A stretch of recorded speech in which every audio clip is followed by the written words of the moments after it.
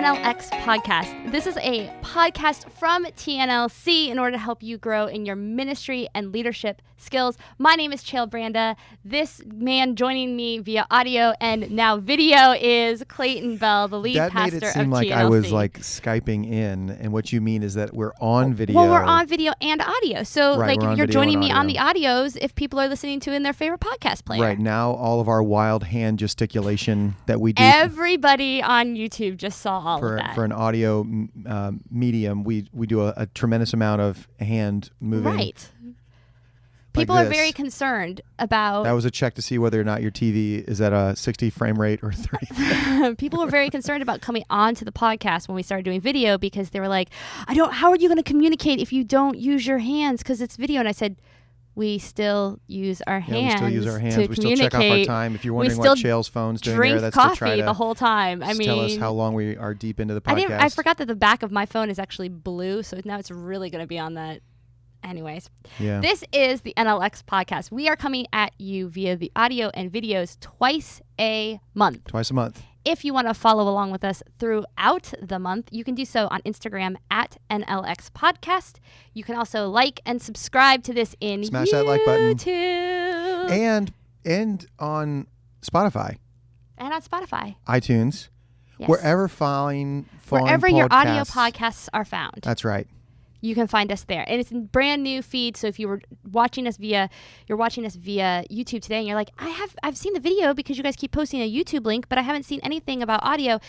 On the Beyond Sunday feed, it's because it's a different feed. So make sure you are searching for the NLX Podcast in your podcast players and subscribe there. Yeah, there was some thought of like, should we jam everything of like the TNLC Sermon Podcast, Beyond Sunday, and NLX into all the podcasts, one feed?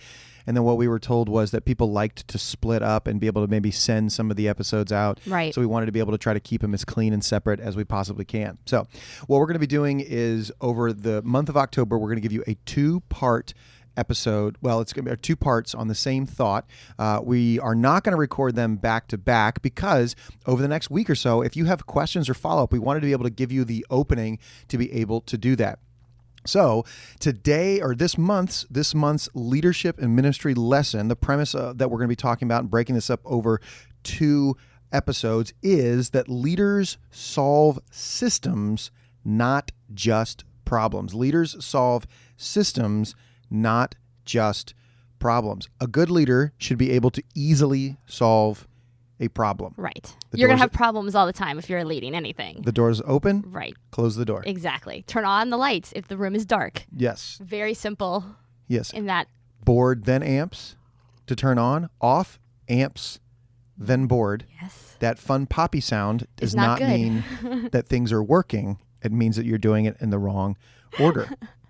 Now, the reason that we're saying that a leader solves a system and not just a problem is, let's say somebody turns off, goes board, amps, and whenever you do that in a powered system like we have in our sanctuary, you're going to hear a boom. And if that hurts your ears, that's actually what it does it's in the room. It's actually hurting things, actually. So then the question would be, wait, why did that happen? Mm-hmm. Well, because we turned it off in the wrong order. And as a leader, what you've got to start doing is answering this question. Why did you turn it off in the wrong order? Mm-hmm. It's rarely a lack of intelligence. Absolutely. It can be, Sometimes. though. Let's not discount that as a possibility. Let's not do that. Yes, this is true. But it's rarely because somebody is. It's usually a broken system. And if this is happening on a regular basis, if a problem is repeatable, okay, then you've got to be able to create a solution that is systemic. If a problem's repeatable, you've got to create a solution that is systemic, that doesn't just solve the one thing, but fails to address the root issue. Mm-hmm. Has anyone ever been told how to turn them on and off? Who's responsible for turning the amps and the board on and off? And have those people been trained? Do we know that there's even a better way? All these little things like that actually are really important to think through what we're trying to do. So that's the premise. That's what we're going to be talking about over these 2 episodes, that leaders solve systems, not just problems, because if a problem is repeatable, then the solution needs to be systemic. So, Jill, how do we start to figure out whether or not it's a standalone problem that just happened in a moment, or if it's a system that we actually need to address. One of the things that that I think that a good leader is going to be able to grasp is a pattern recognition. Yeah. Something when something is happening more than once. It's not a one moment, it's not a single event incident, it's not these types of things. You're going to start to see over a period of time really how patterns and people and things go in order to be able to say, this isn't isolated. This is something that's repeating. Right. And this is something that needs to be addressed. I need to do this better here. Yeah, I there just you go. realized this is the microphone. Hey, there's a mic here. How about that? Right. And that's what we've got to be able to see. The way we would say this at our TNLC culture is that we want to be able to see the whole board. Right. We want to know, and we want to be, a leader has to be able to pull back at times. Another common phrase that you'll hear in leadership circles is that you don't only want to work in the organization, you want to work on the organization. And if you're only putting out one single fire and all you can see in front of you is that single fire, what you're going to miss is the chance to pull back and, like we said, develop these pattern recognitions. There's one thing to say, somebody called out sick in a volunteer position. How often do they call out sick? Right. How often does, maybe this person almost never calls out sick, but if you pull back and look at the way that a volunteer system goes, you see, we have at minimum one, like, or you could, at minimum, you could actually do the math. You'd be like, over the last 6 weeks, we have had an average of 1.25 volunteers call out every single week. Then you might be able to deep dive that even more. Are they all in one particular area? Meaning, okay, let's even say New Life Kids. Now, let's say hospitality. Hospitality, we've had a call out. Okay. Are they from ushers, greeters, or connectors? You might look at that and say, wow, our connectors on Sunday mornings tend to call out over and over again, but our ushers and our hospitality or our greeters, they don't really do that. Or maybe you look at it and say, oh, wow, this is spread across the entire hospitality team. It's really not isolated to them. It's not isolated to them. So it's a little broader. So maybe what you needed to go is, well, people are always going to be sick and last minute things happen. Yeah, but if somebody's always calling out, even if we don't know it's the same person, maybe what we need to do is we need to overschedule so that we can understand the system that's taking place and drop it down to the mean of what needs to actually be accomplished in that. Same thing if you're looking at lines of communication. You're like, oh man, we forgot to get that information to them. Right. Why did you? Okay, so Where? We got to get that information. Let's get that quick. We got to solve the problem. But then a leader comes back and goes, why did that information not get there? Man, it seems like we're dropping information on a pretty consistent basis right here. That might be a person. That might be a day of the week. And then you might, again, you might dive in with that person and say, why does this keep happening? Why do you keep not communicating this information? They may look at you and go, who said it was my job to communicate that information? Right. That's what we're talking about of you can tell them, give them the information, and they may go, okay, yeah, but they're missing something behind that. They're missing the pattern recognition. They're missing the why, which we're going to talk about in just a moment. But it's that again, recognizing this is dropping this over the same place over and over again, but it may not be because that person just is rude or lazy. It might be because it's actually never been communicated to them that they're responsible for getting the information out. They know they received it. They know what they're going to do with it, but they didn't know that they were responsible for passing it along to these other folks, or maybe they would have, but they didn't understand why it was important and how it made an impact in everything else.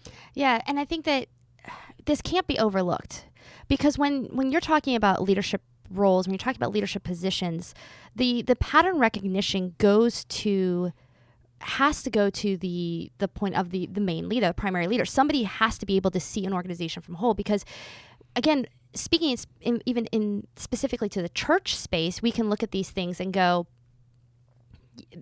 people are calling out. When you start to look at the patterns, you start to see this, you can make a quick decision whether this is a systematic problem that we need to solve or if this is a discipleship moment too. And I don't even want, if people could just take that step back in your leadership and go, oh yeah, I'm not only responsible for the systems when it comes to these, but recognizing these patterns is also a spiritual discipline too, in order to really steward the people that we have in us. Because as leaders, we can't just go with the way the room is. We can't just always, there's, the infamous example of a frog in a pot of water. How are you going to kill him? You just put him in the water and then you slowly turn the temperature up, and they'll die because they just don't even realize around them is the temperature is increasing. Right. And so to be able to take that step back and to be able to look around at the patterns and recognize those things as a leader should be a primary goal and a primary function as the leader, so that then you can go in and be like, okay, now I know. Because if the leader doesn't know the why or the how, in order to convey it to the next people, in order to explain to the person who needs to get out the communication, this is why it's important, this is how we're going to do that, then we're even in more trouble than that. Right. We're even more trouble than that. So yeah. You can't. If you fail to do this pattern recognition, like you're saying, as a leader, you might end up trying to solve the wrong problem, right? Or even create a system that doesn't actually solve the actual issue. Like you said, it might be that instead of a second or third email to a volunteer to remind them, that may not be the system that needs to be changed. Right. It might need to be that they need to get a personal system of discipleship, because again, you've looked at the recognition and go, well, we have an average of 1.2 volunteers call out on a monthly basis over the last 6 weeks. And then you look back and you go, well, that would mean that we would have 8 volunteers call out. And I actually think that math is right. Don't check me. Actually, check me if it's right. But if we've had 8 volunteers and 4 of them were the exact same person. Right. Okay. So maybe we need to be more realistic about this person. Maybe we need to, like you said, bring in discipleship to this. And that's why you have to, as a leader, you can't look at something and say, well, what needs to happen is I just need to fix the problem. I can step in and I can do that. Again, this is the adage that you're working in the organization, you're not working on the organization, because then what happens is you go, well, that wouldn't happen. We wouldn't have these problems if we had better leaders. That's not the case. Right. That's rarely the case, actually. That's creating these superhero level leaders. And that could be a real dangerous perspective, because if it was just an individual with individual problems, that's one thing.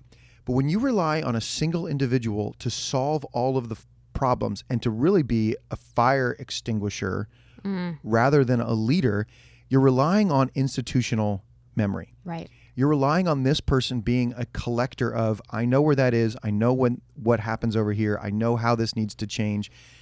And if that person, this is kind of an odd way to say this, but if this person gets hit by a bus, right, what happens then? Right. How much of this has been? I feel like I don't feel that that's completely out, because I think that's like the generic leadership. It is the generic leadership.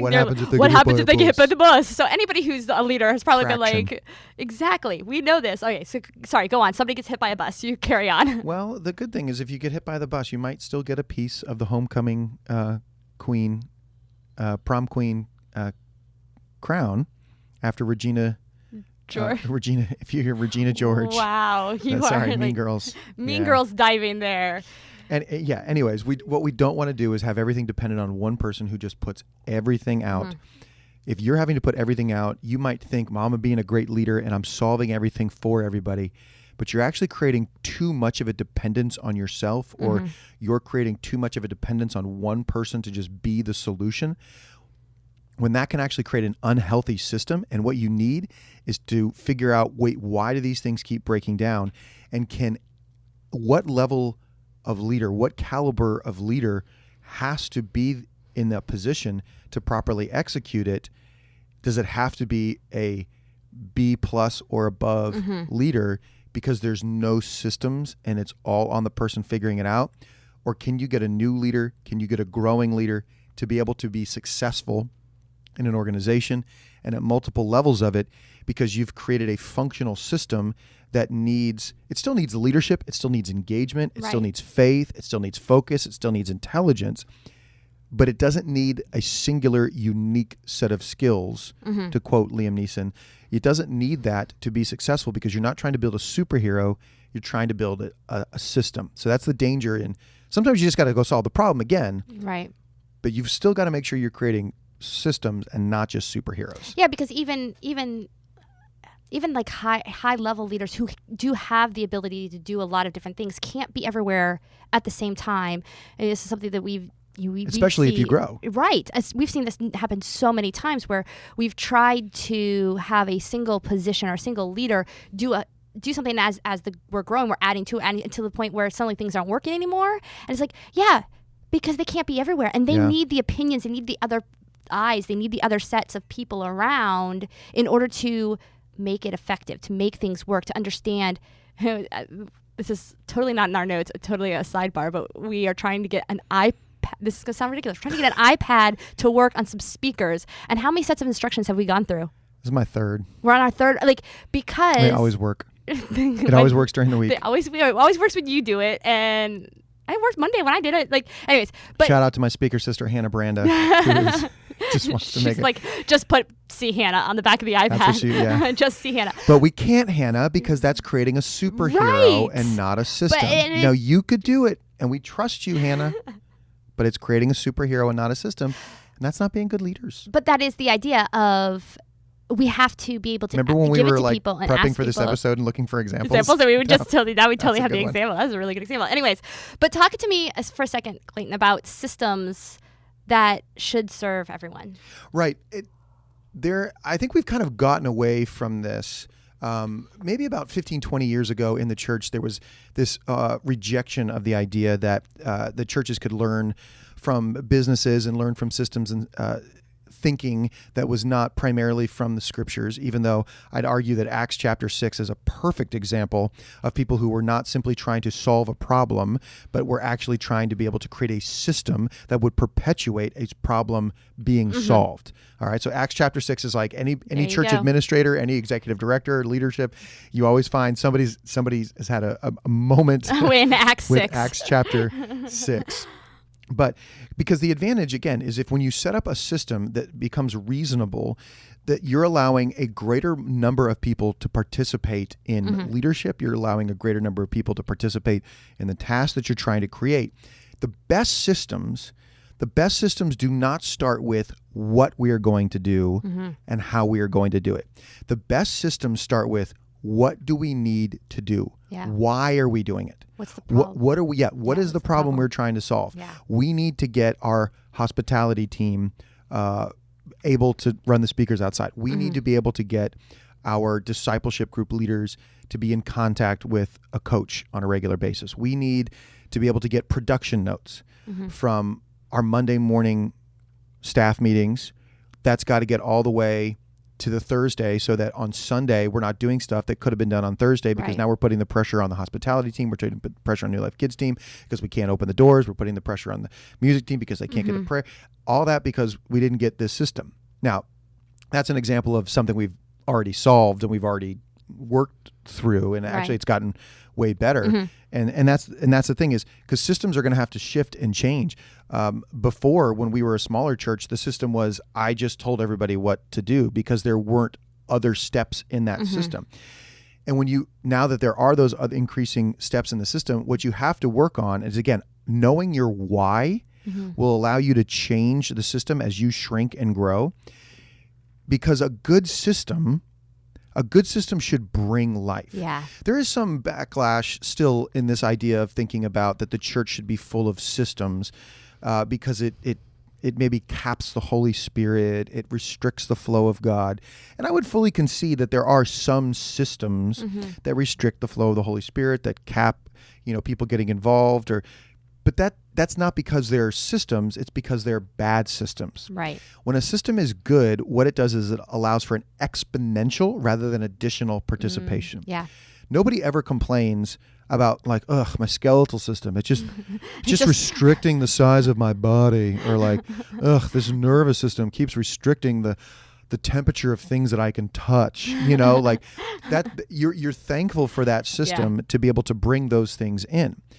Again, good systems create life. Good systems promote life. So before you get mad at systems, you have to look, is it the fault the fact that there is a system or that there is a bad system?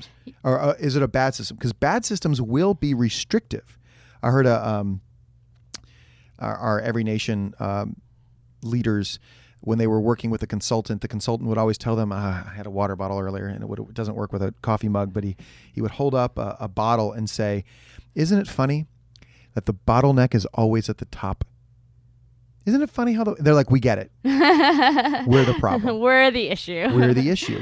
So you can have all the right intentions. You can have very powerful leaders, but the system might be creating restrictions. That doesn't mean systems are bad. It means that system is bad. You've lost the why, or you've outgrown it. Now, next time we do this Beyond Sunday podcast. This is the NLX podcast. Next time we do this NLX podcast, we're going to talk about when systems go bad and give some examples of that. But that's the biggest thing is systems are always going to change and move, but they exist to serve. Right. They don't exist to be served. Right. They exist as a result of your big why and then figuring that out. Now, and again, like I know you've got a note there. You just flipped it over. Do you already have it in your head? I mean, I was also watching a clock in front of my face. Well, so we'll wrap up quick. I just love this quote actually because one of the books that we always recommend. We actually have notes this time. We planned ahead. We planned something. That's how we know it's going to be 2 parts. Well, and this is. We also plan notes, and then we'd like to interject all the thoughts. And so I'm going to interject a thought here in the idea of like we always have to go back to this. When people talk to me about the system, I'm like, God created things in an order.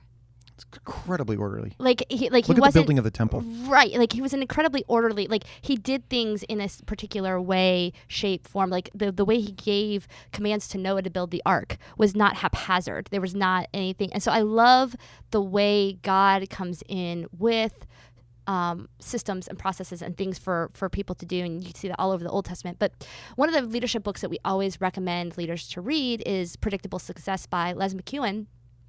And it is this great thing where he talks about like the different levels of organizations and where you are. And you kind of identify yourself and how to grow from one area in your organization in this growth chart to another. And he has this great quote because he says that there's a level of success you can reach when you've built an intuitive, institutionalized understanding of the how and why that isn't dependent on one individual for execution. And I think that's when we come back to these ideas of good systems versus bad systems are we bringing people along with us? And so often we look at bad systems and we want to rail against a bad system at some point in time. And generally it's because the bad system was restrictive to honestly a person or two maybe who could fully understand the system versus a system that is allowing for the growth, allowing for the team, allowing for the people to come alongside of it and to make the system work. Yeah, it's rare that something is going to fit for everybody as much as you even try to. And if you always reduce everything down to the lowest common denominator, that what is going to be the problem is that it's going to be very tough to do advancing things. It's going to be very tough to do something great, something amazing if you're always having to reduce down. Sometimes you're going to be able to meet people where they are. Sometimes you're going to be able to create, there should be levels within every organization, every business, every church that allows kind of everybody to be a part. But as you increase in that level of leadership and that level of influence and the systems increase, you may not be able to reach everybody, but when you can get something that fits the majority of people and creates life for the majority of people, that's going to be something really special. Great. Yeah. Leaders solve systems, not just problems. If a problem's repeatable, that means that the solution needs to be systemic. So in this episode, that's what we are going to talk about. We talked about, again, a leader's got to know what's the difference between an immediate problem to solve and a system to be able to be changed by leaning into pattern recognition. You don't want to make superhero leaders. You want to make systems that serve and bring life. And the way you do that is by starting with the why, working on the organization and not just in it. Next time you see us and hear from us, we're going to talk about what happens when systems go bad, how to be able to recognize when your system may not be working for you, and then give you some examples that we've had to walk through of changing and improving certain systems. Now, before we go, just want to give you a couple ways that you can connect in with us that we gave you at the top. So some of you are going to already click right now. We're just going to reiterate them right now. Go ahead and like and subscribe. Actually, there's a new thing that we did not say. Go ahead and like and subscribe.